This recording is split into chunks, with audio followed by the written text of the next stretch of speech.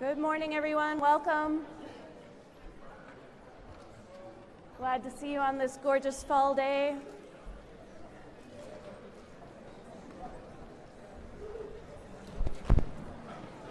Get yourselves settled.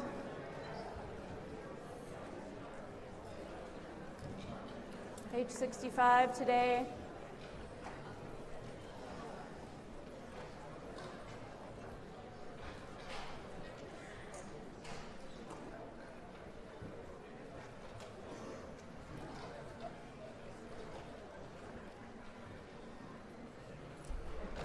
So for our coming to presence this morning, I'd like you to take a couple of deep breaths with your feet on the floor.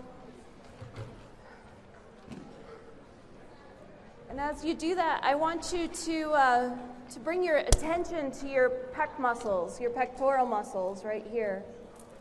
Right? It's what connects to make our arms move. Lots of power there, connected to our shoulder blades in the back. All the trapezius muscles, all these muscles working together to help us do all the things that we do with our arms. So as we take our deep breaths and we can potentially feel those muscles relaxing, I want to draw your attention to this picture on the board then. And the pectoral muscles of birds, how they're connected to the keel. So instead of a flat breastbone like ours, birds have this keel that sticks straight out. It's the strongest bone in their body. As you may know, most bones that birds have are hollow, but the keel is not hollow. It's a solid bone. And that's because all of those pectoral muscles that they need for flying connect to that keel, that breastbone that they have that sticks straight out. Just like the keel of a ship, the keel of a bird is key to how they're able to fly. But they have the same sort of muscular structure as we do. We are beings, and they are beings, and we have lots in common with them. So thinking about that as we go through today's class, the similarities, how we've talked about our similarities with trees, our similarities with insects, and now similarities with birds, how we're all part of this community of Earth. A couple of announcements: our extra credit movie coming tomorrow evening. Albatross will play in 106 Osmond. You'll meet Izzy there. Sign in, watch the movie, have a discussion afterwards, and then write a little piece about it to gain your extra credit. You can turn in that movie review reflection to your TA anytime thereafter. So Albatross coming to you. Also, I'm offering you a pack-back assignment makeup time next week. So if you have at any point missed any of your original reflections or responses to a classmate, you can submit those next week, and they will count toward your final grade of 26 points for pack-back. So that's coming up. So where we've been is we've started an environmental science class in what may feel like a little bit of an unusual way. Environmental science, understanding that we are the environment and we are the science, and we connect to all those things, all those different words that you see up there, thinking about environmental science. We're moving into part 2 of the course now after our unexam on Monday. Here we are in part 2. And I want to talk about just for a moment the history of the word education. Education comes from educere. It's a Latin word. It means preparing a new generation for the things to come. readying them to create solutions to current challenges as well as problems yet unknown. This requires questioning, thinking, and creating. So I'm hoping that what we're doing as we go through this semester is doing that for all of us, is to prepare us for the challenges that are facing the world, the ones that we know about and the ones that are yet to come. And so what I'm hoping for is real education, that creating, that pondering, that thinking, that questioning. And you're going to sense this switch from part 1 to part 2 of the course. There's going to be more of what you'll think of as traditional environmental science. Some of those global challenges that we face will be coming up in these next few classes. So today, as a transition from where we have been in part 1 to this new part 2 of the course, I have invited my friend and colleague, Doug Wenzel, to come, and today our topic is to think about how the land and air species, the birds particularly, is what we're going to work with today, although our conversation might go other places. How all of those things can tell us what's going on in the world. How can we use those, the movements, the changes of those populations to key us in? But first, we need to know a little bit more about them. So Doug is known as the bird guy, except we don't need to pigeonhole him, so to speak, in just that. He spends a lot of time in the natural world, and Doug and I were actually, with Autumn and Valerie, 2 of the other folks in this room, we were out on a bird walk this morning and seeing what's happening in the natural world. So Doug is here to share some wisdom, some tips, some insight for us. And so this is gonna be very much a conversation. Cheers. Hi, Jen. Hi, Doug. Yeah, so very much a conversation, and I'll kick us off with the conversation, and then I want you all to join in this conversation too. What are you curious about? What kind of questions might you ask somebody that is known as a naturalist, somebody who spends time observing in the outdoors? So my opening question, Doug. Yes. This morning,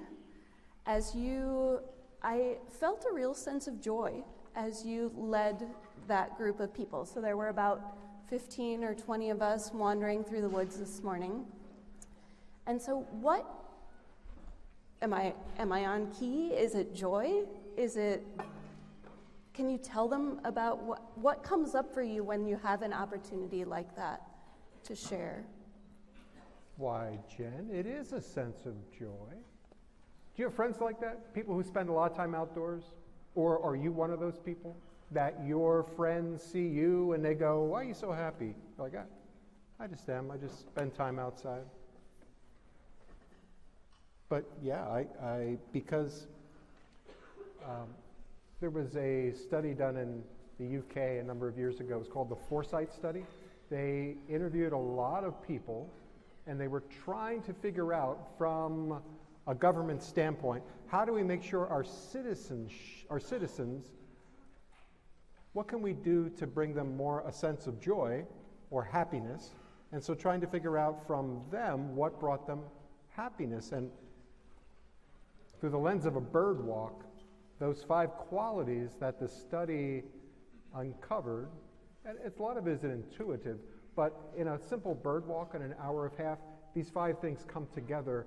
And for me, be honest, I am a happier person for having birds in my life. But the 5 qualities were social. So Jen and I were with a group of other people who also wanted to see birds, but this was a social group. Some of them are bird club members. Could you believe there is such a thing, a bird club? Sure.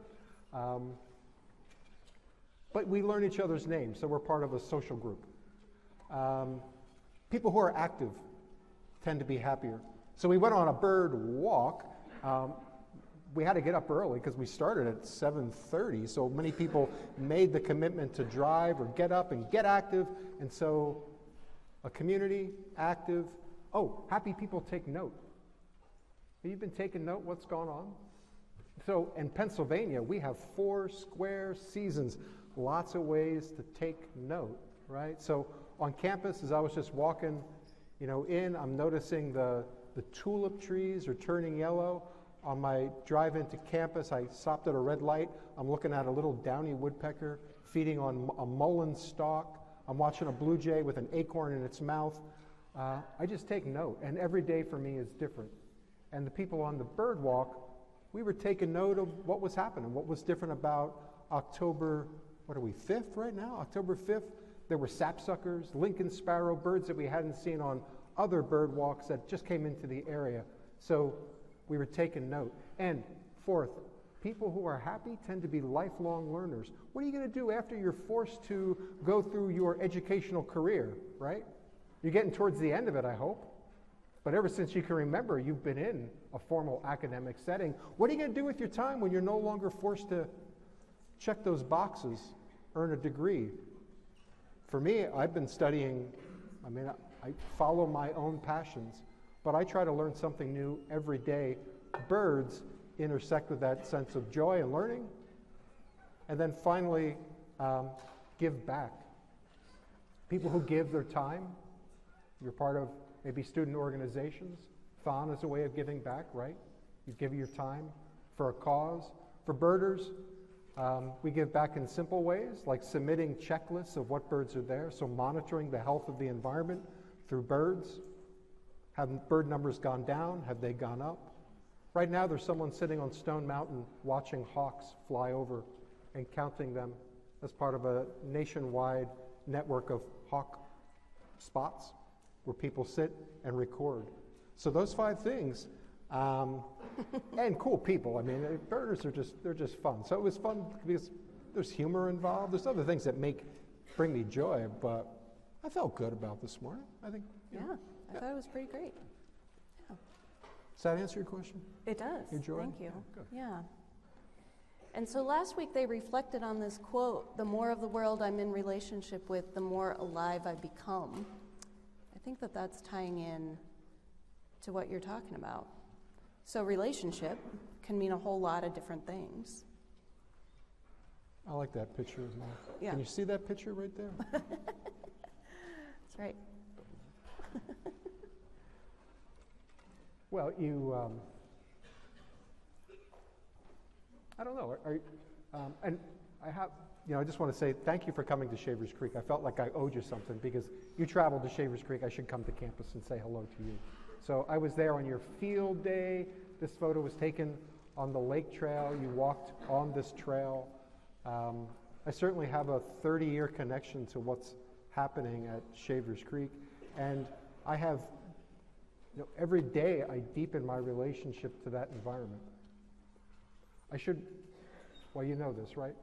When you get into a relationship with life, whether it's another person or the tomato plant you put in the ground back in May, when you enter into something, a relationship, there's love involved, can be, or something close to that long arc of love. Deep love, I just fell in love, or I'm thinking about it. But that I've come to love birds, and therefore I know that both the idea of they wake me up in the night when there's a gray horned owl hooting outside my window. I wake up, go, oh, there's a gray horned owl. I don't know what that does, but it's just, it's taking note of the world around me. And the cost of that relationship is also that it, when you break up a relationship, someone leaves and goes away.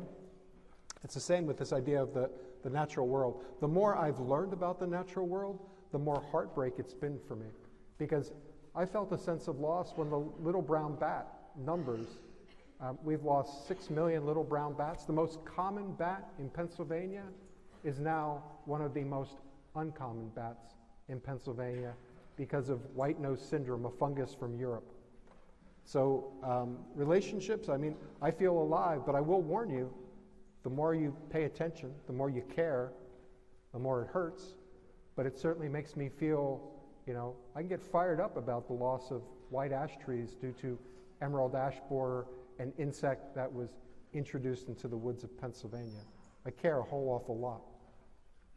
I think the Lorax said that, didn't he? That unless you care a whole awful lot, nothing's going to get. So I will warn you that if you become a naturalist, and some of you already are, it'll be a lifetime guarantee against boredom. It'll lead to more happiness, but it'll also lead to more heartbreak, because we live in a tough world for our fellow earthlings. So what questions are coming up for all of you, from all of you? The microphones are out.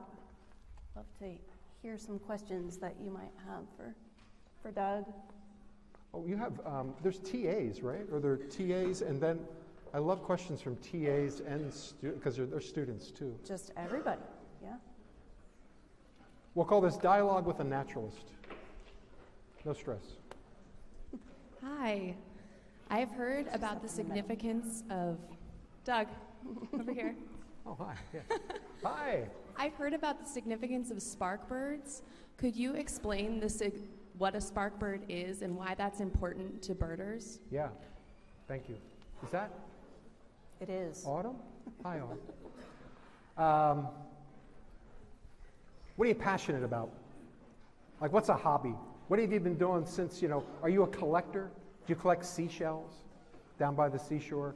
Are you any baseball fans? I'm a Phillies fan myself. I was pretty happy. As a kid, I used to collect baseball cards, right?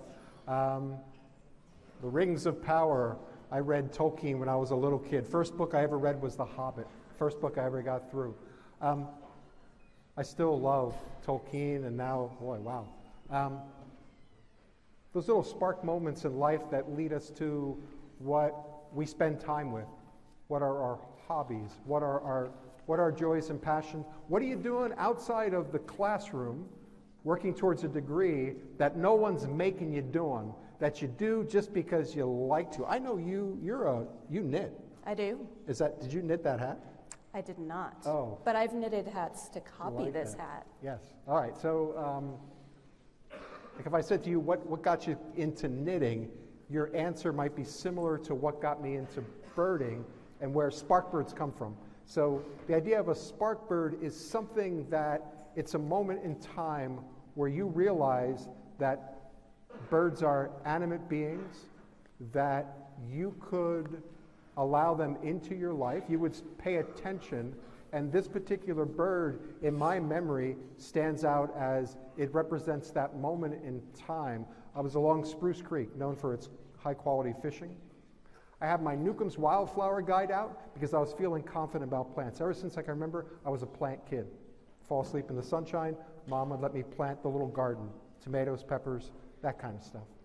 But I was looking at wildflowers, columbine, bluebells, and in a tree there was an American redstart that is it's almost like the October bird. It was black and orange. Small songbird, lively, but the colors, nothing else in my field guide could be nothing else but an American redstart. Well, let's just take a step back. What the heck is an American redstart? What does that mean? Well, it's a noun, right? It has a collective story behind it. It doesn't take into account indigenous people and what they might, because they didn't write things down, as well as European colonists. So my knowledge of American redstart, what's written down, comes from European naturalists. But in my own mind now, Autumn, I have this American redstart. It's the first bird that I was able to identify, and it is clearly my spark bird. But you may have never seen a redstart. You may not know the joy of a redstart. But I find that knowing nouns deepens my connection to the world, going back to relationship. If you like reading, you like novels, and when you see nouns like, oh, the towering oak tree. Well, if you can't tell an oak from a maple, the phrase a towering oak tree, or the strength of an oak board, if you've never tried to nail into an oak board, what's the difference between an oak board and a piece of pine? If you don't have any carpentry skills, you never built anything, those phrases mean nothing at all. So our world is filled with nouns. Nouns have really specific meaning. To birders, an owl, what kind of owl are you talking about? Because there's different kinds of owls. Different kinds of owls make different sounds.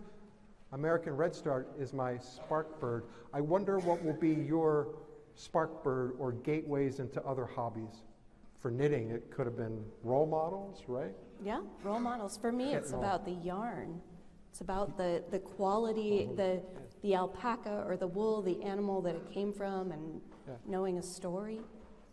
Yeah. Hey, what's your relationship right now with birds? If you think about it. Any sports fans? You might recognize that we are inspired by birds because we name sports teams after them. There's somebody inspired by birds. Oh, you might be a Penguins fan or an Eagles fan. Yeah, birds inspire us. My relationship with birds are pretty close because in my family we're crows. So I have a really big connection with that. I like bird watching sometimes when I see them, but I don't really appreciate it as much as I should.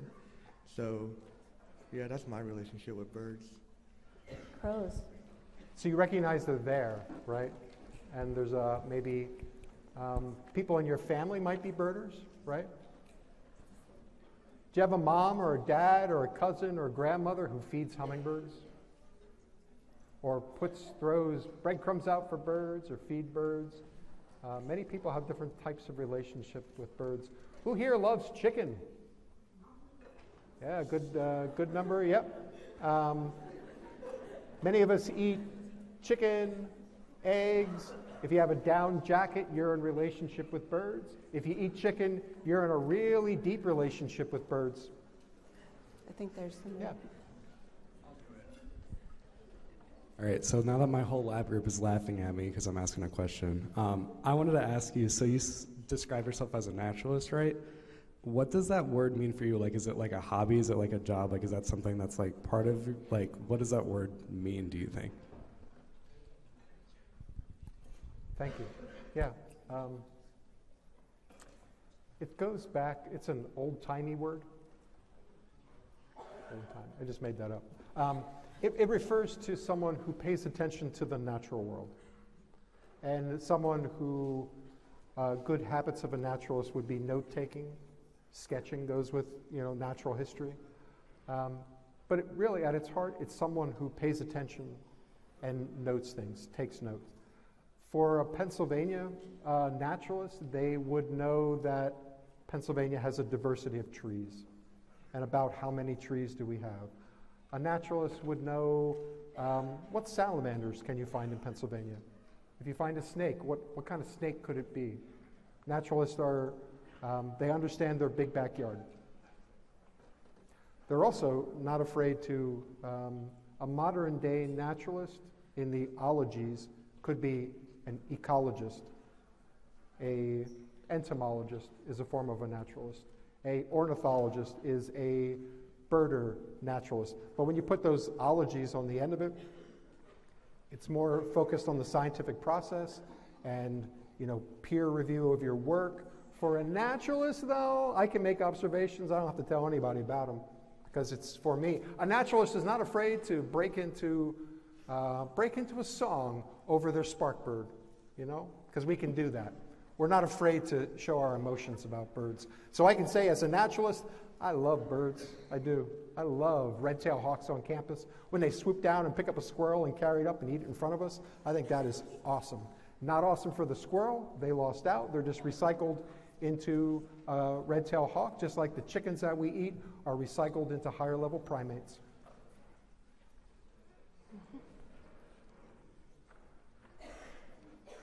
You have a question to your left. Hi, kind of similar to the crow thing. My family, like when someone passes, usually it's either the first just the first bird we see, we associate with them from now on. So like my Uncle Pat's a hummingbird, my great grandmom is a cardinal, and my granddad is a blue jay. I don't quite know what mine might be yet. I don't I like a lot of birds, but would you consider your spark bird that one that you, if you would, I don't know how to phrase this, like if you believed that, would it be the spark bird you mentioned or maybe another one? I think spark birds come from inside us, right? It's how we relate to our world. So I don't think there's any hard and fast rules to spark birds, but I love any sort of connection you can make to the natural world. And I associate people with birds. So not only, we talked about going on a bird walk this morning, if you said to me, name a bird, a common tern, that bird, in addition to what I know about the bird, is always linked to people and places that I share that common experience of seeing them. And I could tell you tern stories for an hour. The relationship with people, I have 2 boys, Duncan and Dylan. One of my rights as a father was that because I was a birder, I wanted them to meet the natural world as soon as possible. So on the way home from Mountain Indy Hospital,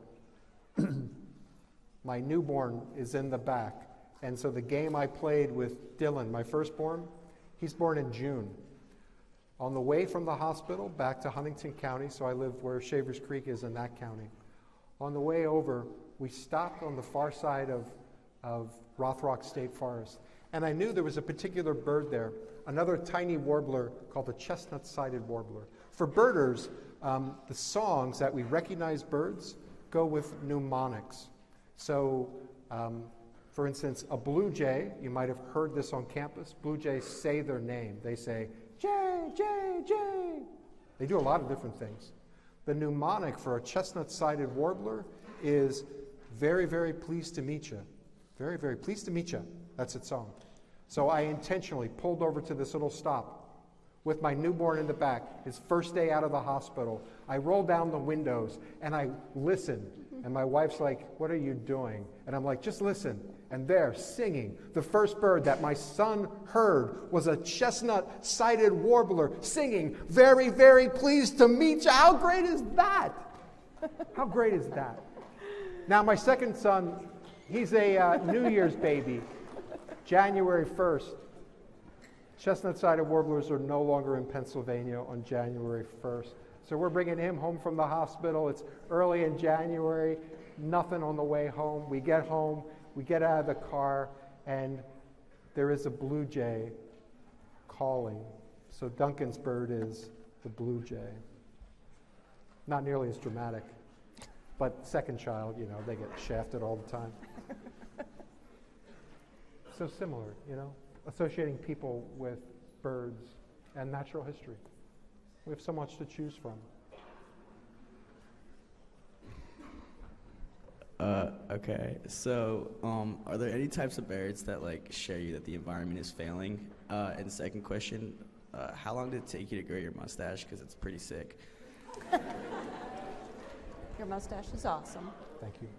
And what birds tell us that the environment is in trouble?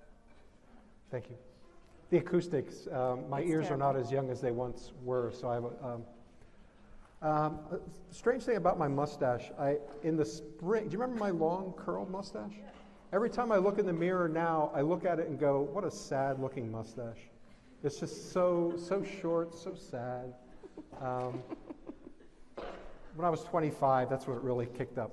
Until that, I had just a poor excuse for a mustache. So there's hope. There's hope. Really, everywhere we look, birds are in trouble. I mentioned about there's checklists and keeping watch on birds and numbers of birds. So those hawk watchers, they're counting, and those lists are shared. There was something called the Christmas bird count. There's something is called the Christmas bird count. The longest running citizen science. It was started in 1900, and in 1900, the idea was go out in your backyard in the town and count all the birds you find. It was in response to what was known as a side hunt, where the community got together and they had a contest of how many things could you shoot And the most things you killed, they won that competition. So a side hunt, Christmas bird count sort of springs out of that idea in response to maybe we shouldn't just indiscriminately kill things. Let's count birds and see how many we can find. So Christmas bird counts happen in December into early January. And if you're interested in birds, there's a Christmas bird count in your community near you. There's thousands of them across the country. So we have long-term data, and there's also a volunteer-driven, it's called the Breeding Bird Survey. You go out, you do 50 stops for 3 minutes each. You get out of your vehicle, and you start counting, and you listen and record all the birds at that stop. You drive down the road a half a mile, stop, repeat, and so they have, must be 50, 70 years of breeding bird surveys across the country. So when someone says, hey, by the way, 50 years ago, we had close to 1/3 more birds in North America, it is backed up in scientific rigor. We have lost about 2.9 billion birds in a snapshot of time. So in June, in North America, 50 years ago, we had 10 billion birds. Fast forward to today, in June, in North America, we have 7 billion birds. We have lost 3 billion individuals of all these different species in that snapshot of time. Does that make sense? So when people say we lost 3 billion birds, we're just comparing it to, so clearly 3 billion birds across 700 different kinds of birds is a significant loss. And so what are birds telling us? They're telling us that our environment is changing, and our environment is causing stress to birds. We're doing things both dumb and intentional, and we're doing things unintentionally that still have real consequences for birds. Recently on campus, close to the Thomas Building is the Huck Life Science, that glass walkway. You know that building? It's really close by. You could not, as an architect, design a better bird-killing machine than that glass walkway. Every day during migration, birds run into those glass and they die. And we're talking Sora rails, to cardinals, to mockingbirds, to chestnut-sided warblers, and that's just one glass panel, and that's an unintended consequence of that. So birds are telling us that when you put glass out to the environment, it's, if you don't warn them that it's there, they don't see it. Why would they? Glass is relatively new to them, and birds go back hundreds of millions of years, right? So birds are telling us that we're putting out too much pesticide. We put out crazy amount of pesticide and different ways of bringing down bird numbers. We're continue to develop land, right? So we're taking away places for them to successfully raise a family, to replenish their numbers. So birds are telling us a lot of things.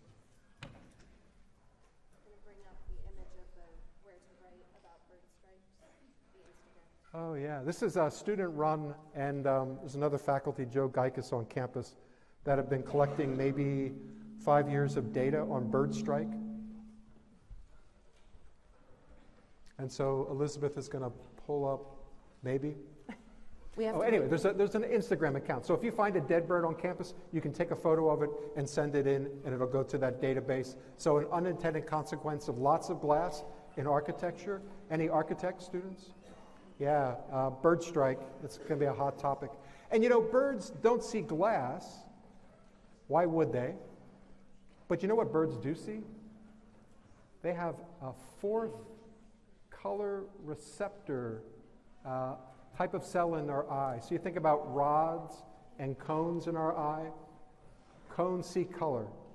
Rods are low light situation. In our eye, we have 3 types of cone cells. You think about, if you're an artist, you know all about blending colors, right? So we see a relatively rich, color-filled world. Birds, in addition to the 3 color cells that we have a fourth. They see in UV light. And the fourth ability, the colors then are blended to give them an even richer, color-filled world. I wish someday I could put on a pair of goggles that would show me in augmented reality what a bird's world would be. Birds also hear twice, they can process sounds twice as fast as we can, and their ability to sing and encode information is much more than ours. So this is Siobhan Jessic, her Instagram account, if you're interested. A lot of photos of dead birds. So that's an unintended consequence of glass in the landscape. You want to fix it? You just put stickers on the window. Or invest in bird windows, which have usually lines across them in a particular way so that birds know not to fly through it. I like birds, so in my windows in my house, I have little stickers that I put up because I don't want birds to hit my glass unintentionally. I'm also a 30-year vegetarian because, I don't know, animals are my friends. Friends don't eat friends. So I have two questions. So my first question is based on like what are your thoughts on the weather and like nature itself, like determining the human's mood.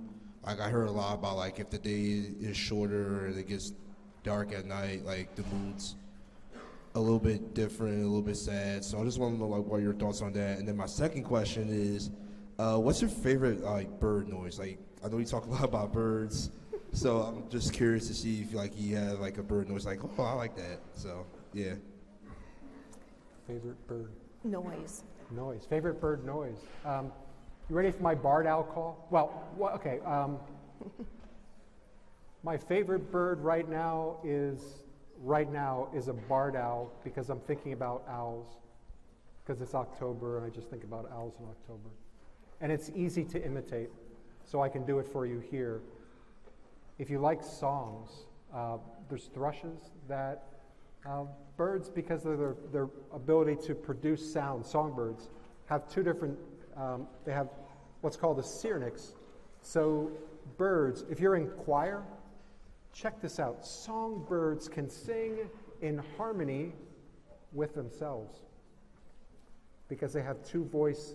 They can make sounds on both sides of their one side of the syrinx, the other side. Barred owls sound like this. The mnemonic is, who cooks for you? Who cooks for you all? We only have really a handful of owls in Pennsylvania. Gray horned owls are the 5 hoot owl. Who's awake? Me too. If you hear that at night, it has to be a gray horned owl. Ooh, ooh, ooh, ooh. Gray horned owl.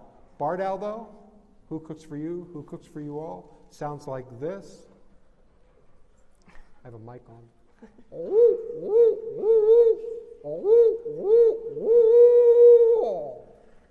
If I hear that at night, wakes me up, barred owl. Yeah.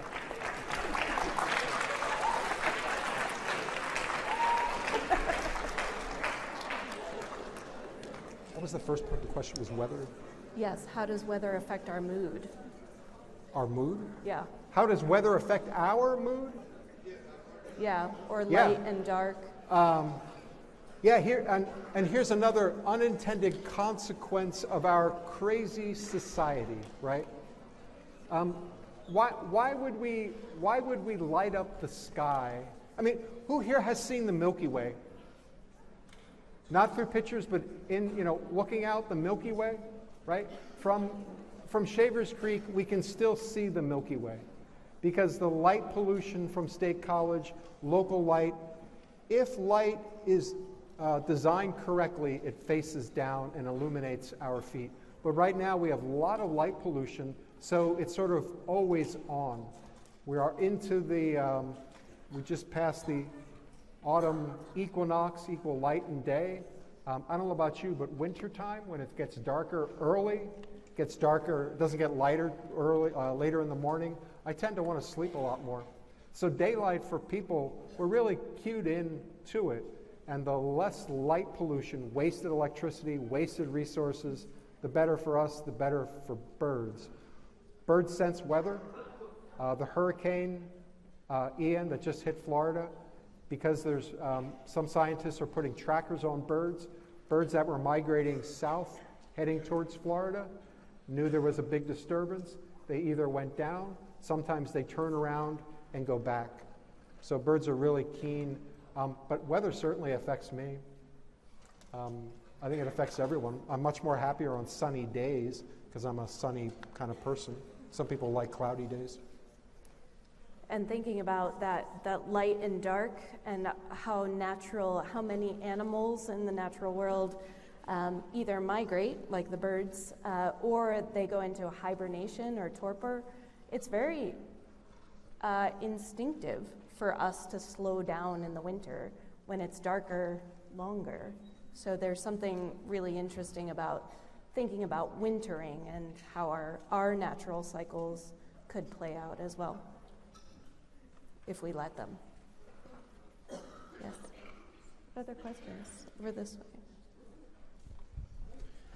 Can you talk about maybe your process towards coming to love nature, and then also some recommendations for students who might not be as familiar with nature but want to become closer and more in tune with it? Sure, thank you. Where do you get good habits from? Like you say to yourself, I want to be a better student this year, and therefore I'm going to really buckle down. I'm going to spend more time really focusing on my work. I'm going to devote another hour a week to my studies, right? I'm going to catch up. I don't really like to write, but I know that the more I start writing, put thoughts on paper, the better I'll be. I'm going to be a better student, right? If you're into your health, how do you say I want to walk more, right? What do? You have to carve time out in order to walk more. Maybe you park further away. Maybe you get off the bus stop early and you walk a little bit further every day. Where do good habits come from? They come from the recognition that I want to get somewhere, I want to do something, I want to change something about me, and I say to myself, I want to do that. I want to do that.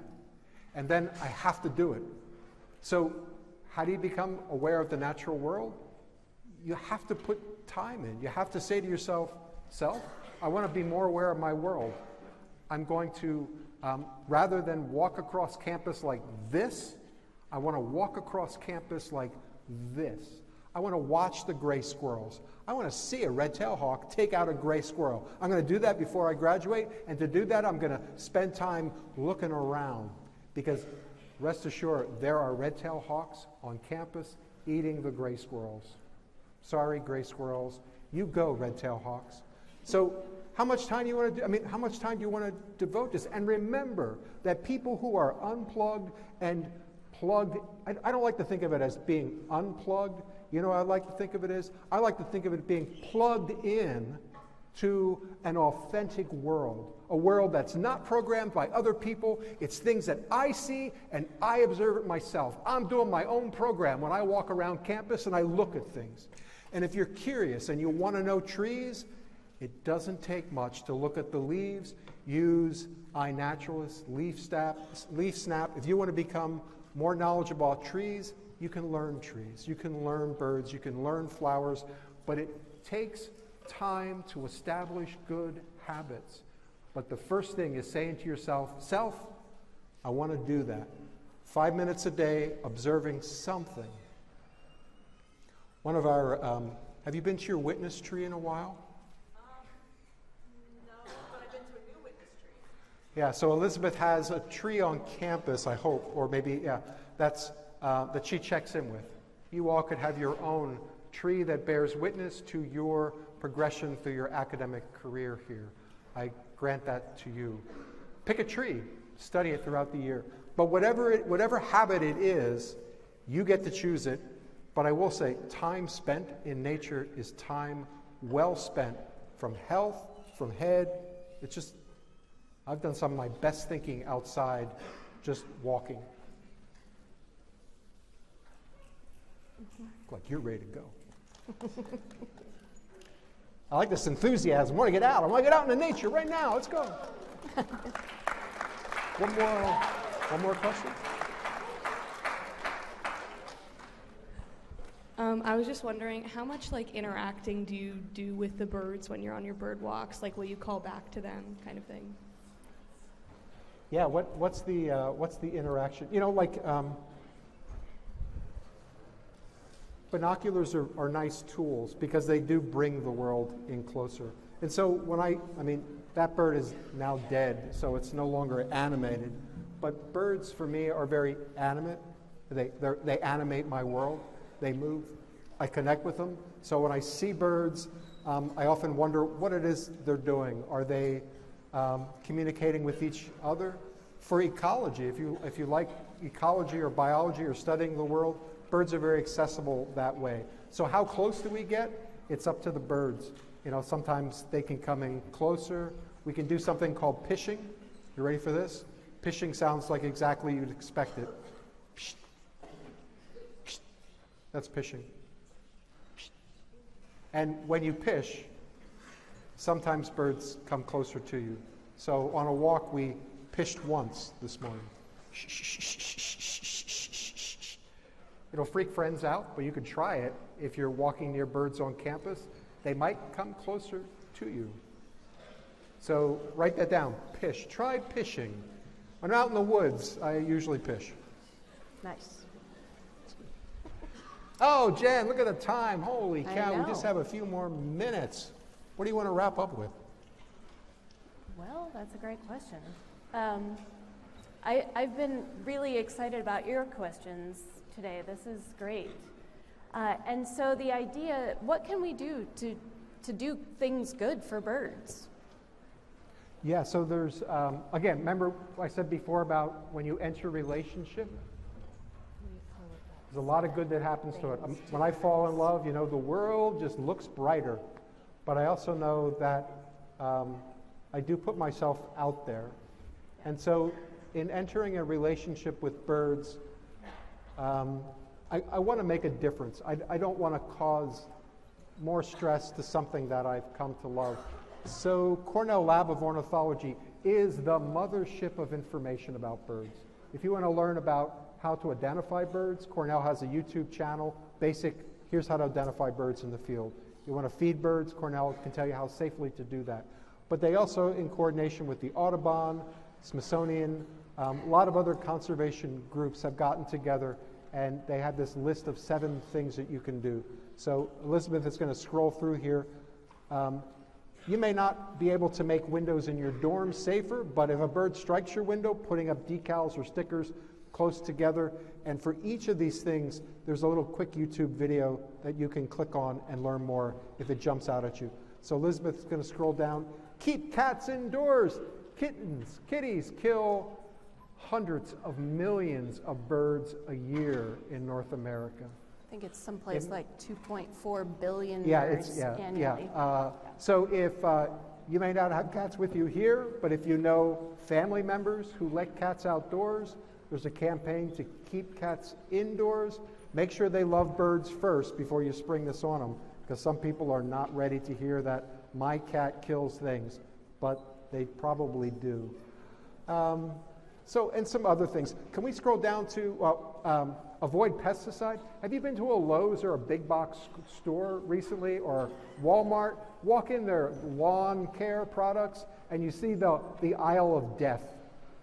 How much insecticide and herbicide that we put out into our world is incredible. And finally, here's one that if you like coffee, there's a particular type of coffee that you can drink guilt-free with birds because it provides habitat and grown in an organic way. And 6 is also, well, yeah, plastic, and just enjoy birds. Thank you, Elizabeth. Thank you very much. Thank you, Doug. If you have any further questions for Doug, we're going to be hanging out up here for a little bit. Stop up and say hi. Have a great day.